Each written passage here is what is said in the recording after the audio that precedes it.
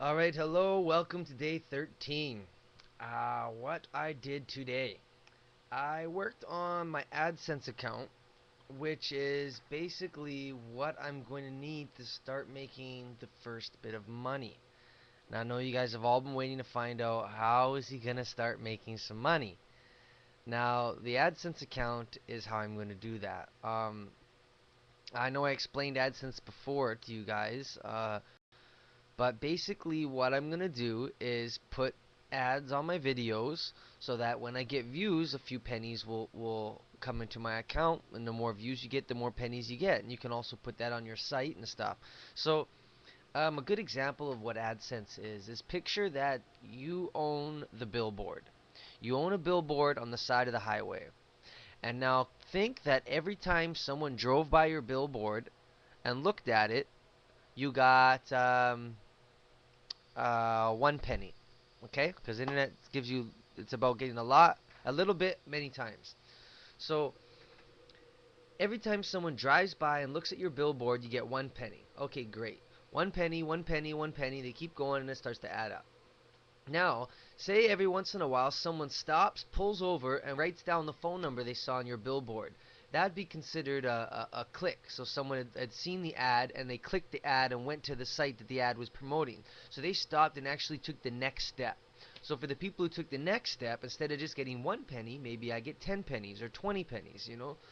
And so that's how you slowly add up all this revenue. Now, if I'm the one who owns the billboard and these ads are on my billboard, because you want to know where the money comes from. So whoever has that ad, say you see an ad for dog treats. So this ad is for dog treats, and whoever sells dog treats. So when you click that ad, click on the screen, and you go to the next page. And I encourage you guys see some links on the side and click to learn about this if you want to learn about how these ads are. Preferably one that interests you, so you're actually giving them relevant traffic because that's what it's all about. If someone has dog treats or dog biscuits for sale and they put a dog ad up, every time somebody views that ad, they might pay 2 pennies. Google takes one and gives one to you. Every time someone clicks and goes to their site, they might pay 50 cents. Google will keep half or a certain amount and then they'll give the rest to you. So the money's coming from people who are paying for specific ads. And all that AdSense means is that these ads are going to be based on the content on your site. So if I'm talking today about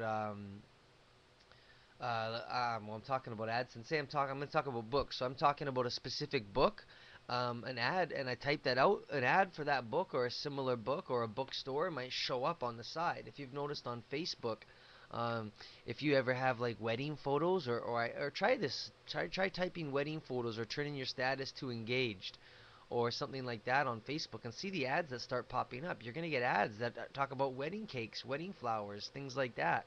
If you look in your Gmail and your account, and based on the content in your email, you're going to see little ads. They're got programs that see what keywords pop up on your Facebook pages and on these pages. This is part of the terms and conditions you agree to when you sign up for these sites. Is that they're actually targeting you with specific ads that they think you're going to be interested in.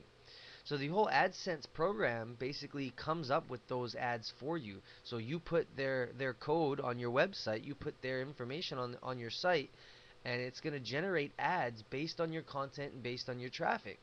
And that's something good for people who want to look for something specific. Or if you're on a site and you're learning about motorbikes on a motorbike site, well, motorbike ads will pop up. So they're really not just trying to target to hopefully make those sales, but they're really trying to give you valuable information and valuable ads that you're actually going to be interested in. That's the whole point of this, and that's a great thing about the internet is you can customize really what type of people seeing your ads. You can customize what area they live in, where what geography they're from, what age group they're in sometimes. So it really allows you to customize and really target your marketing, which is something that many other advertising avenues have a hard time offering you. Um, so not only did I set up that AdSense account, I did look a little bit into different affiliate sites that I could go and find different products. I just did a Google search and just kind of browsed around. I didn't really come up with anything solid, but a few different sites and things like that. One thing I was asked actually in a recent conversation with someone who's been watching my videos was asking me where can they go for even more information, like books or anything. How did I learn some of the things that I talk about? And obviously this is an information I'm learning, in the last 2 weeks since I started this project. A lot of it's stuff I've learned over the years. So, I've got a large library here. So I'm gonna start going through some of the books I've already read and doing book reviews for you guys. And a lot of these books I can actually make available for you to download because some of the greatest books out there are in the free domain, which means you can distribute them for free and you're not breaking any copyright laws. So there's two books. Since we're in week two, I figured I'd do a book a week. Why not? I can get through that. I read quite a bit sometimes. I'm more like one who reads three books in one week and then one book in the next 3 weeks. But I do get some consistency in there, so it'd be easy enough. Some of these books are ones that I'm quite familiar with, read a lot of times. So I'm gonna do some book reviews and give you guys some good content, and I'm gonna try and provide you with download links and stuff for these books as well as I find them. So the first book that I want you guys to learn about is one by Robert Kiyosaki. It's called Cash Flow Quadrant. Now that is a great book, but I think you should really read the first one in the series before you go to the second one. They're light reads. You could probably get through them in 3 or 4 hours.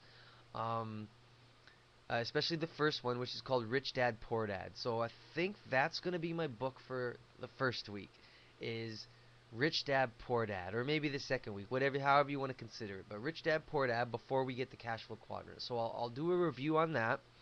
And the other book that I want to go into that's helped me a lot, because cash flow quadrant is one that gave me a really good a few of those aha moments. And so is another one, Think and Grow Rich by Napoleon Hill. That is quite an amazing book. I've actually been part of a group facilitating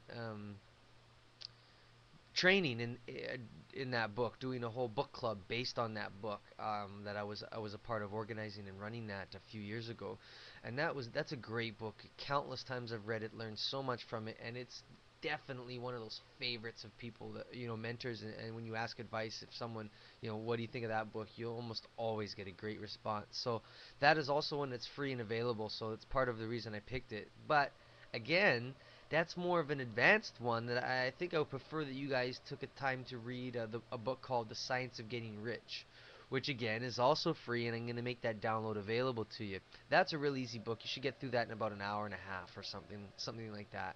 So that's a good book to start with. So we'll go through The Science of Getting Rich, and we'll go through Rich Dad Poor Dad. And then we'll go on to the Think and Grow Rich and Cash Flow Quadrant. So that'll be the first month's books. Um, Now, a few things instead of quotes that I had today was just well, I actually have a quote that I kind of made up myself. First impressions determine opportunity, and last impressions determine success. That's something that I had written down, and I thought that was an interesting quote. So there's my first official Jason Francis quote. Is that first impressions determine the opportunity. Really, it's about making a good image for yourself, and this was all based on the topic that I'd come up with for today. Was basically on being true to yourself, which is to me meant keeping my word, and that meant trying to do these shorter videos and keeping up with my quotes because I said I would. And now another addition is to do these book reviews. So the first impression is great that okay, I'm providing quotes, I'm doing this, but if my last impression was that the last few videos you saw I didn't do any of the things I said I'm going to do, well, that's not really definitive of a successful venture, really. But what you want to do is you want to, overpromise and overdeliver instead of like, you've heard that underpromise and overdeliver. I believe overpromise and overdeliver. So you want to leave someone in a great mood, not only when you first meet them, make them remember you and think about you, but every interaction you want them to go away thinking, hey, there was some value here, there was great. So that's what I want to say. And last thing is, unhappy people will tell 20 or more, but if someone's satisfied, they'll only tell a few. So make sure that you satisfy a lot of people and you really make all the efforts you can to fix any unsatisfied people in your life. All right, with that, Jason signing off. Thanks again, guys. 360.